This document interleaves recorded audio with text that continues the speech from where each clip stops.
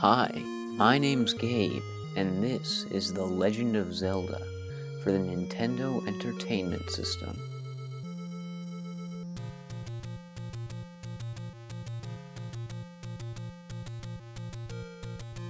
The Legend of Zelda. Many years ago, Prince of Darkness Ganon stole the Triforce of Power. Princess Zelda had the Triforce of Wisdom. She divided it into 8 units to hide it from Ganon before she was captured. Go find the 8 units, Link, to save her.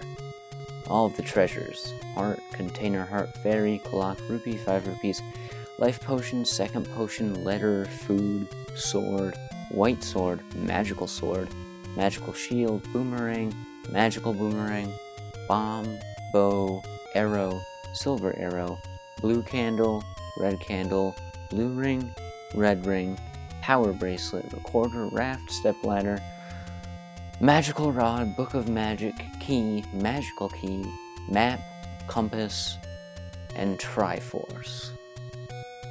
Please look up the manual for details. I will link the manual in the description, as always. This is going to be the first part of a 100% walkthrough of the original Legend of Zelda that you and your friends can watch and enjoy and follow to get all the goodies and beat the game 100%.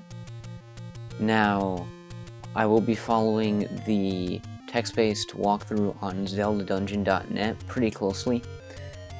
They're pretty much the leading authority on Zelda game walkthroughs as far as I'm concerned. So if you're looking for just a text-based walkthrough, and you don't want to watch someone play the whole game on video, I would highly recommend that. But if you're still here, cool, let's get into it. So press start.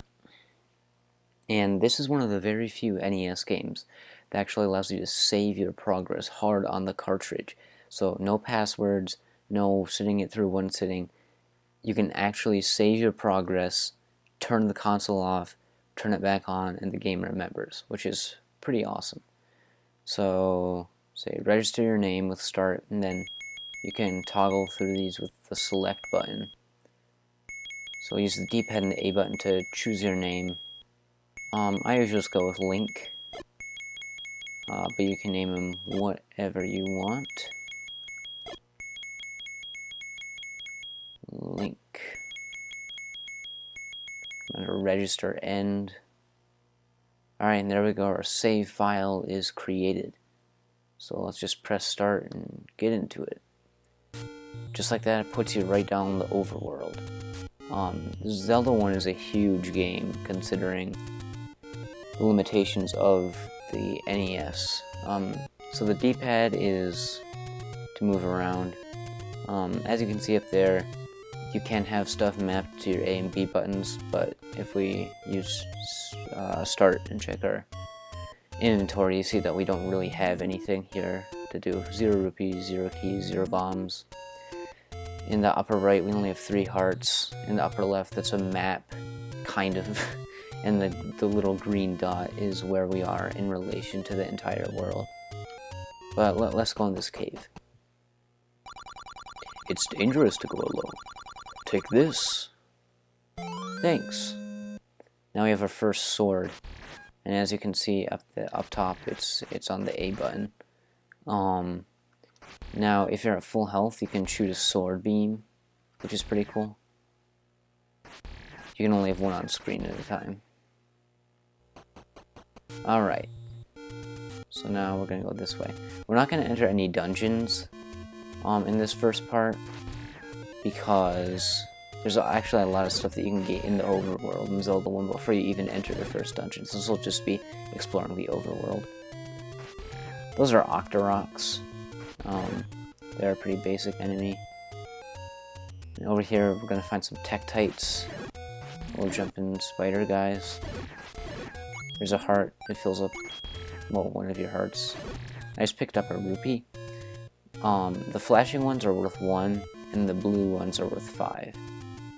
So keep an eye out for those. We want to rack up the rupees early on in the game, because there's a lot of stuff that we can buy. I just picked up one worth 5. You want to try to avoid killing things that are in walls, so that you can actually pick up the stuff.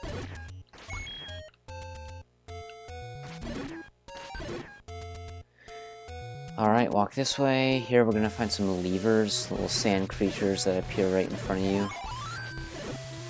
And that's a Zora, the thing that's shooting me. And we got some fairies. They'll heal 6 hearts, I think. Don't bother with the Zoras. They take a few hits, and it's just not worth trying to kill them. One more levers. I should mention, if you look, we do have a shield, right? This little tiny thing. And if you're not attacking and facing a projectile, you will block it. But you can only block physical projectiles, like rocks and arrows and boomerangs. So if you try to block magic, like Azora's fireballs, it's not going to work out too well for you. Like that. See, I just blocked that rock and walked off the screen. So these blue Octorocks take a few more hits than their red counterparts, but they also drop better rewards.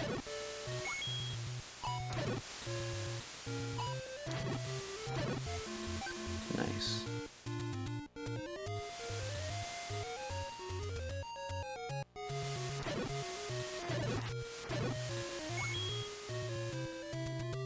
So I want to get at least 20 rupees where we're going.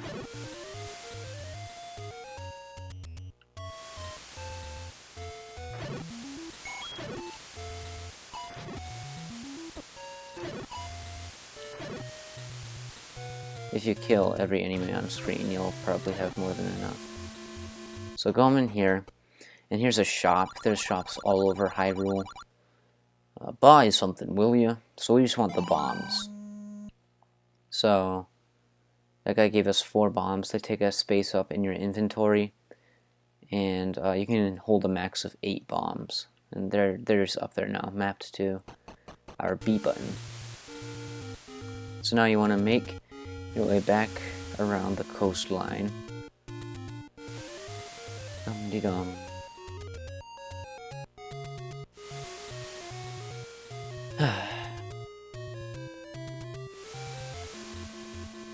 So right here,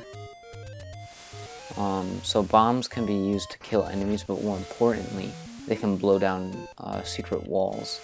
It's impossible to tell if a wall is secret or not just by looking at it. You just kind of gotta know. So this is one of those secret walls. So use B and place a bomb there, and you can blow a hole. Take anyone you want. So we definitely want the heart container. This permanently expands your life capacity by 1. That other thing was a red potion, and it has the ability to heal you fully twice. You can use it 2 times. But we can buy those later on. You can't buy heart containers though, so when presented with a choice like that, you should always pick the heart container. Now we're going up into this forest. These are moblins, little pig soldier guys who throw arrows at you, and they can take a decent number of hits, especially the blue ones.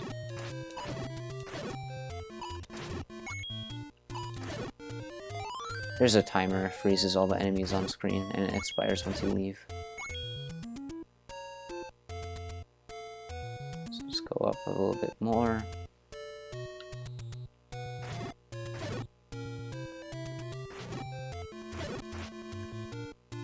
The best way to get rupees is to kill enemies, so that's why in the early game I'm just going to be killing everything that I see, pretty much.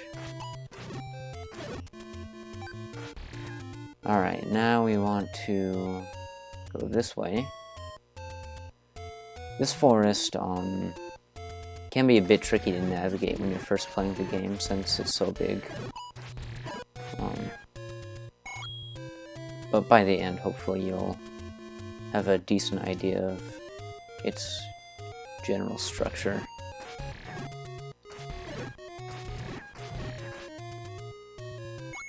Ouch.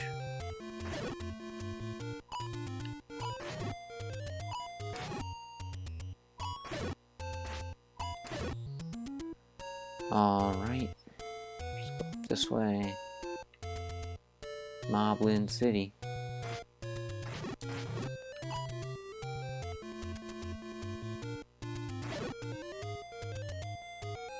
I got a heart.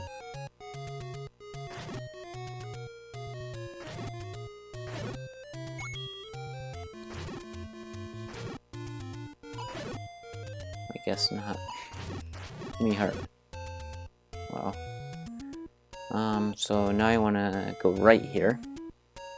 This little opening, moblins are going to come flooding in from the left. Enemies will take knockback, but only if they're like walking. Oh, thank you. Only if they're walking towards you, or like you guys stink. Are like facing your direction, basically. Alright, these are Armos statues, and if you touch them, they'll come to life, and usually you just want to leave them alone, but sometimes they can have secrets, like this guy. Now, if you're unlucky like me, you'll get a really fast one, but sometimes they're slow, too. And I wouldn't bother with the Armos. Go down the stairs. It's a secret to everybody. So this is the secret moblin. He shows up in all sorts of hidden caves and stuff all across Hyrule, and then he'll give you either 10, 30, or 100 rupees each time you find him. And we'll find him a whole lot in this first part. Ow.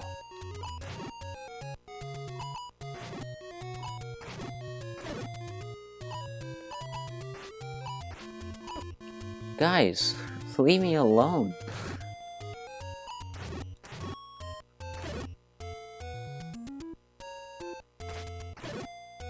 Ooh, bombs. Thanks.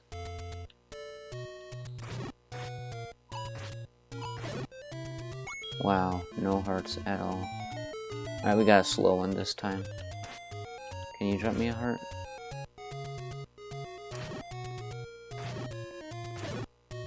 Guess not. Well, let's go in here. How much are you gonna give me? 30, thanks. Alright, now we're exiting the forest up here.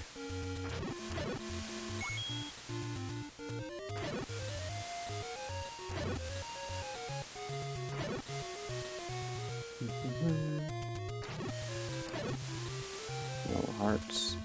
Alright, you want to bomb this wall right here. And this is another secret moblin. And this guy gives you only 30 rupees.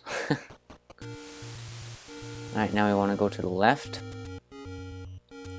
And these are red Tektites. Now, generally speaking, the blue enemies are always harder than the red enemies, but Tektites are the exception. These red ones are way worse than the blue ones, because they jump around faster.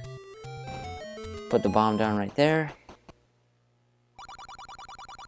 And here's another heart container that we can get. So just like that, we've already almost doubled our health capacity.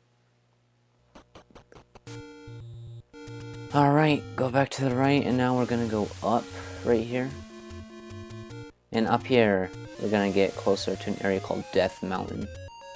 These are P-hats. They're flying enemies, and you can only hit them when they slow down and come to a stop. But they take a few hits, and they're just really not worth killing. Tektites everywhere. Oh, that's the wrong way. Stop, I wanna kill these Tektites first. So maybe they'll be nice and give me a heart.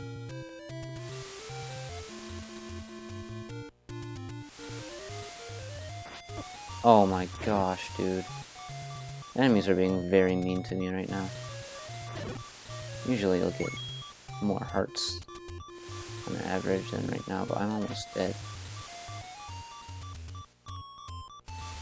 Heart, please. Thank you so much. Alright, so if you come over here, this is kind of like a money minigame thing, but we're not gonna do that right now. What you want to do is there's a super secret passage up here. It just looks like a wall, but you can just like walk through it. Right here. Doesn't really make too much sense, but you come down here. Here's another secret moblin. And this guy gives you 100 rupees. Awesome. Alright, walk down from here. Now I want to go back left and up the mountain. As you can see now, we're at the very top of the map. If you go in here, show this to the old woman. Sure. So this is kind of a side quest that will finish later in this episode. It takes up space in your inventory. So just hold on to that for a while.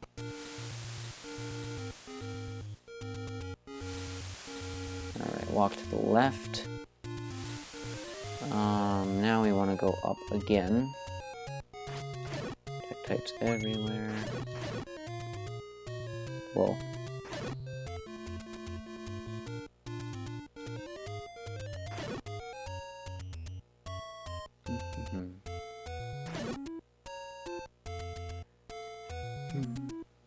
Tektites again.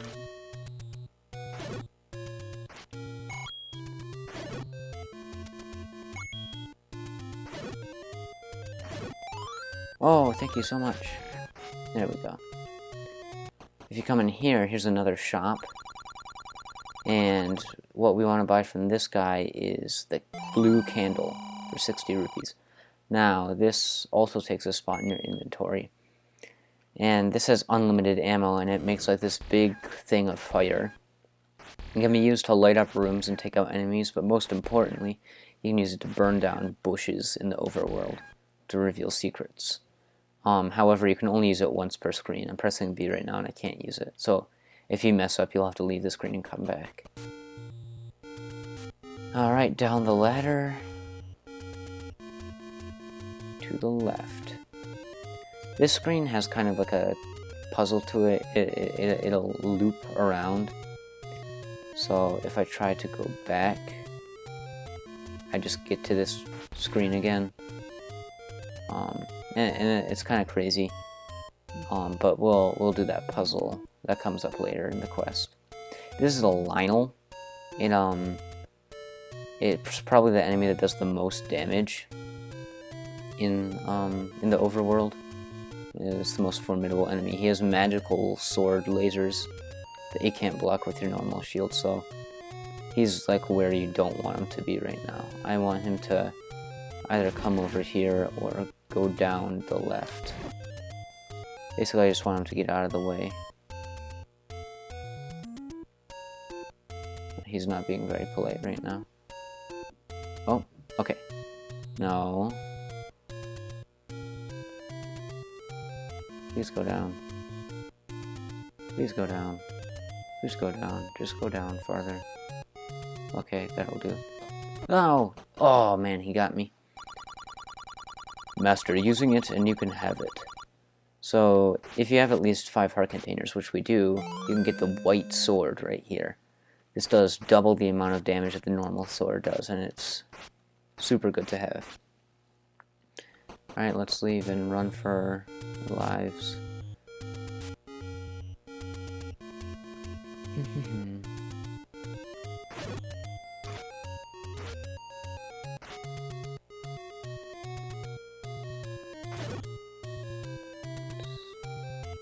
Take out these tektites. Whoa.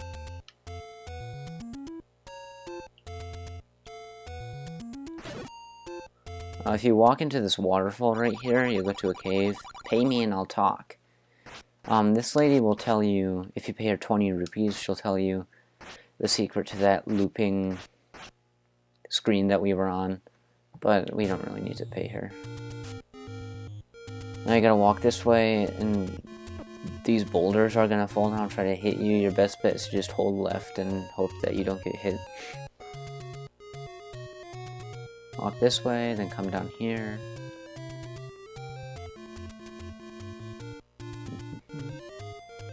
Tektites everywhere. You want, or not tektites, peahats. You want to use the candle right there. Another secret moblin. 30 rupees, nice. Alright, come down here. Some Octoroks on this screen. As you can see, blue Octoroks only take 1 hit now that we have the white sword. If you follow this bridge, you'll actually get to the first dungeon, but we're not going that way just yet. Here you can burn down this bush. Another secret moblin. Thanks. I want to follow the shoreline to this pond. And then this is, you want to burn the 5th from the right. So 1, 2, 3, 4, 5. So this bush.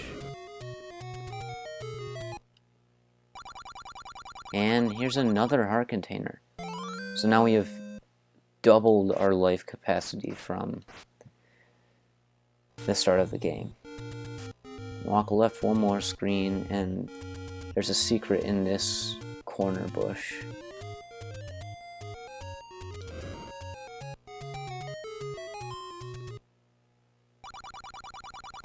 Boy, this is really expensive. This is bait, and that's like an important item later on.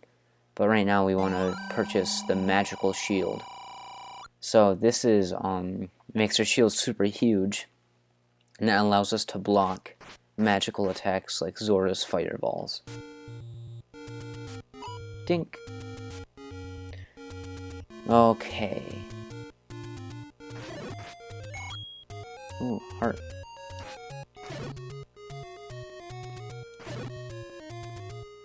Alright. I believe you want to burn this bush right here. Yeah. Another secret moblin. 10 rupees. Nice. Alright. Make our way back through here. Now we're kind of entering that foresty area that we were in.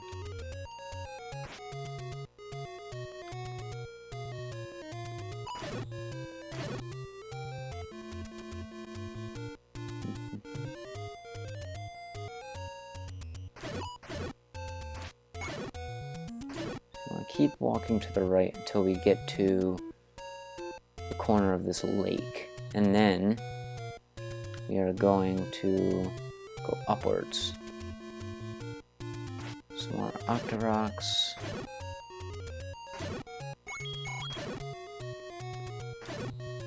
And now if you go up here again, you'll get to what's called a fairy fountain, and there's a great fairy here who will fully heal you. And I think there's only 2 of them in the game. And that's one of them.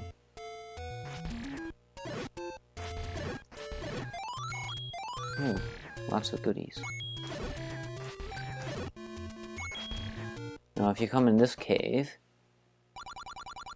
here's another merchant, and this time we want to purchase the arrow.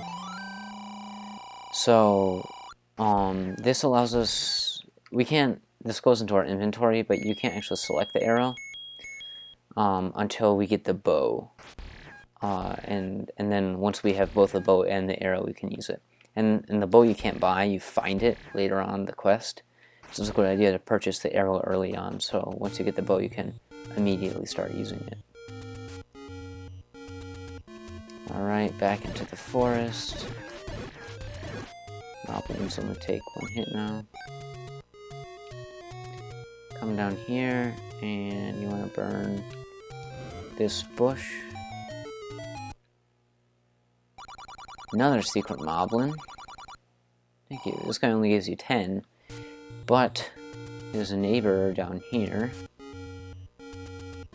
In this bush.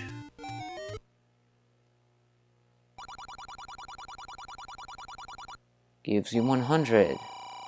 Epic. I can't believe you said epic. Alright. Let's come down here. Now we're on the coastline again, and this is actually not where we want to be, so don't do that. We want to go to the left. Dum-de-dum. Rocks.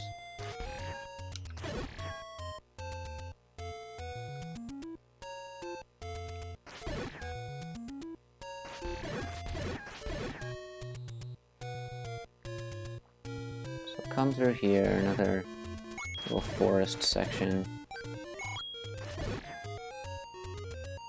And we get to this rocky area.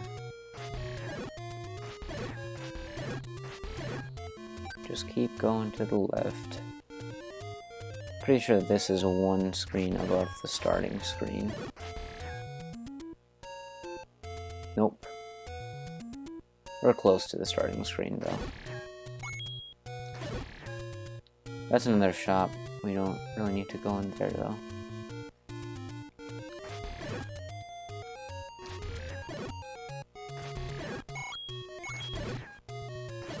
Take out all these guys, cross the bridge.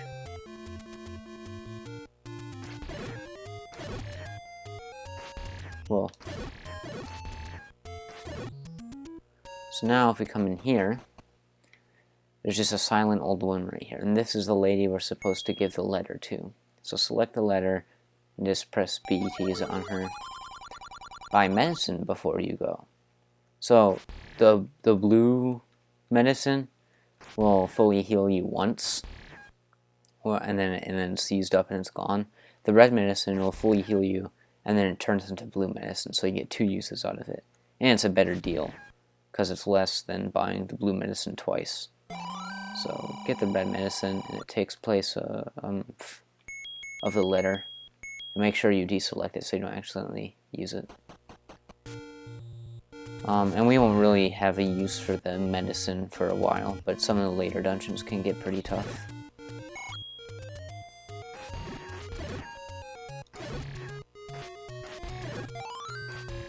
Get rid of these moblins. There's another, if you come all the way up here, well, I'll go over that later. So you want to go down, and then all the way down here.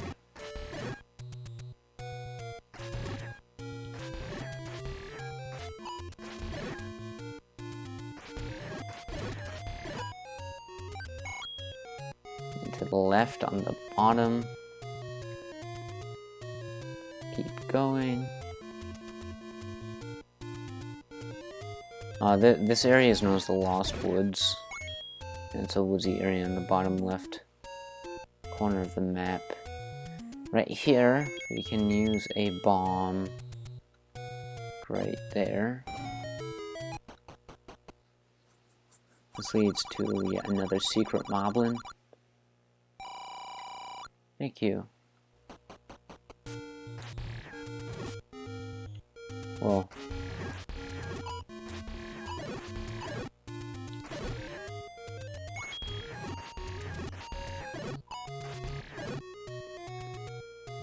If you go to the left right here, there's another pay me and I'll talk lady in this cave. And if you pay her 30 rupees, she'll tell you about, there's a secret to another kind of crazy wrapping screen over here, which is really like the Lost Woods part of the Lost Woods. This screen right here.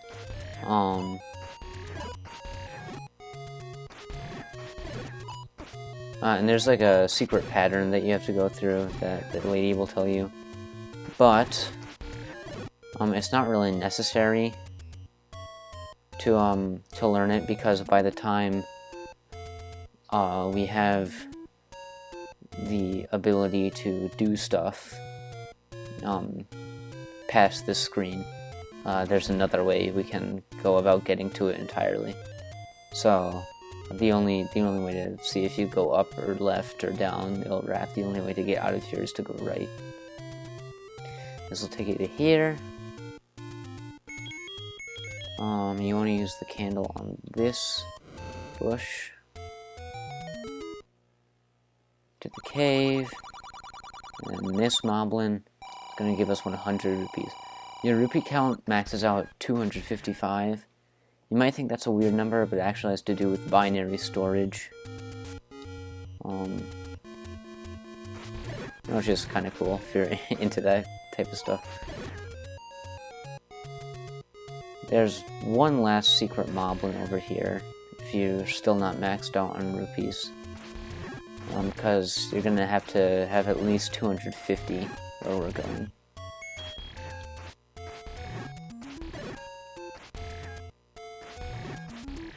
Oh, I want these bombs. Nice.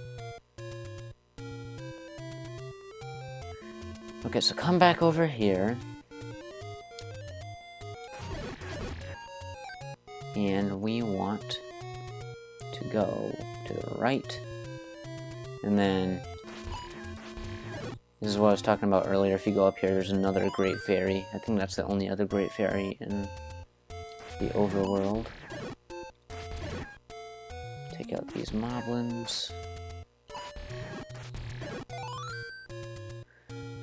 Alright, get out of the Lost Woods, and now we're gonna go up right here.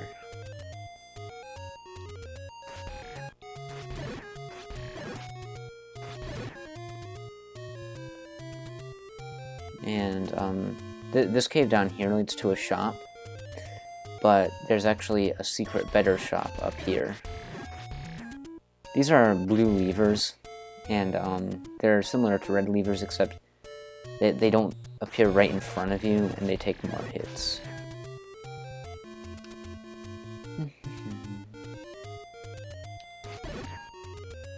So the shop is actually underneath this guy. Phew, he's got a slow one. Let's go down here. So this shop has some really expensive stuff. So it has the bait for a cheaper price, a key for a cheap price, and then this is the only shop that has the blue ring. So I'm gonna pick that up for 250 rupees. Rupee count going down. And now if we check our inventory screen, you'll notice the blue ring isn't actually, we can't access it. It's like above the accessible area, and it only comes into effect when you leave the screen. So when you leave the screen, now we have blue armor. We have the blue mail. And so this halves the damage that we take from all enemies, which is a pretty sweet deal. And that's about all we can do in the overworld as of now. So next time we're going to be going into the first dungeon, which will be pretty cool. I think the first and second dungeon we'll cover next time. Now, before we go, I wanted to mention, a lot of people don't know actually how to save in The Legend of Zelda. Of course, if you die and you get a game over, it'll take you to the game over screen. You can save from there. But then there's a death on your file, and like it's a kind of a hassle to go through. So, the way you can save on command, which not many people know about, is you press start to go to the menu screen, and then you have to have the second controller. Not sure how this would work if you're running it on emulation or like a virtual console or something, but on the original NES, you grab your second controller, and when it's paused, you hold up and you press the A button, and it takes you to the save menu. Let me put my second controller away. So now we can toggle through these with a select button. It says caution to avoid damaging the game info saved, holding the reset button as you turn the power off. This is a real thing, although it happens pretty rarely. If you're playing on original hardware, when you turn off the console, just make sure you're holding and reset to when you turn off power. You don't really have to do it like all the time, but it's better than not to take a chance, right? So, yeah, you want to mouse down to save, and use start, hit save, and there we go, our save file is created. So, yeah, that's gonna about do it for this part of my Zelda 1 walkthrough. I hope it was helpful. Thanks for watching, and I'll see you guys later.